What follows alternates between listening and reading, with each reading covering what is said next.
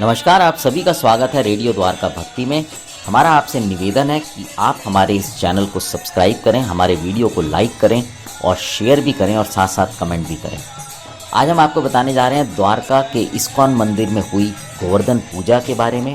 यहाँ पर भारी संख्या में भक्तों ने गोवर्धन पूजा को बहुत ही हर्षोल्लास के साथ मनाया।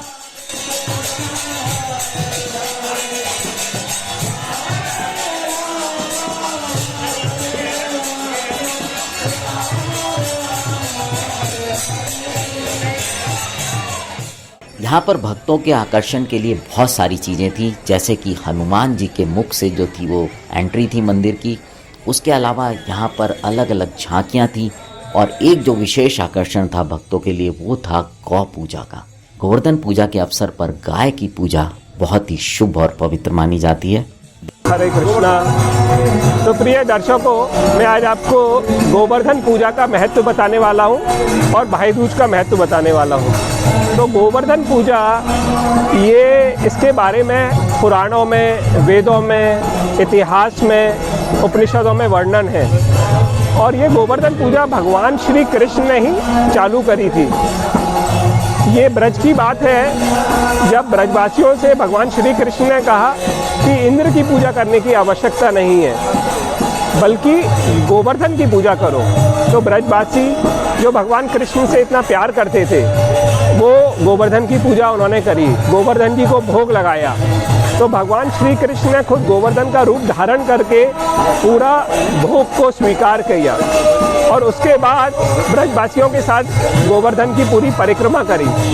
उसके बाद से आज तक ब्रज में हर जगह से, पूरे संसार से आज के दिन गोवर्धन में लोग जाते हैं, श्रद्धालु जाते हैं, भक्तगण जाते हैं और गिरिराज जी की परिक्रमा करते हैं, गिरिराज जी की पूजा करते हैं। गिरिराज जी भगवान खुद हैं, भगवान श्री कृष्ण खुद हैं, भगवान हरि खुद हैं और गोवर्धन जी भगवान के भक्त भी हैं। जो गोपियाँ थी ब्रज की, राधा रानी, वो गिरिराज जी को एक भक्त के रूप में मानती थी, क्योंकि जैसे गिरिराज जी भगवान की सेवा करते थे ऐसा कोई भक्त नहीं हुआ।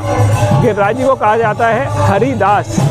जैसे युधिष्ठिर महाराज हैं, वो भी हरिदास है, उद्धव जी हैं, वो भी हरिदास हैं, नारद मुनि हैं, उनको भी हरिदास कहा जाता है। लेकिन गिरिराज जी को कहा जाता है हरिदास वर्य, मतलब सब हरिदासों में सबसे ऊंचा स्थान है गोवर्धन का, गिरिराज जी का।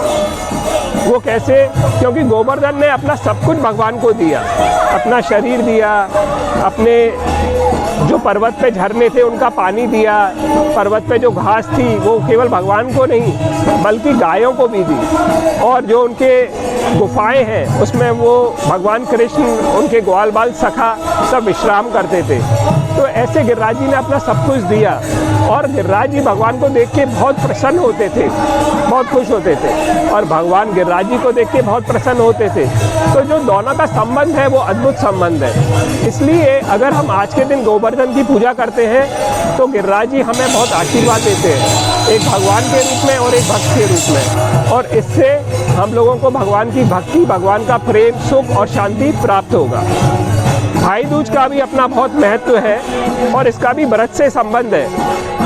यमुना जी और यमराज दोनों सूर्य भगवान के पुत्र हैं, पुत्री हैं। तो यमराज और यमुना जी रियल भाई बहन हैं। तो एक बार ऐसा हुआ कि यमराज जी अपनी बहन के पास आए, यमुना जी के पास, और यमुना जी ने उनकी बहुत सेवा करी, बहुत सेवा करी और यमराज जी बहुत प्रसन्न हुए अपनी बहन से।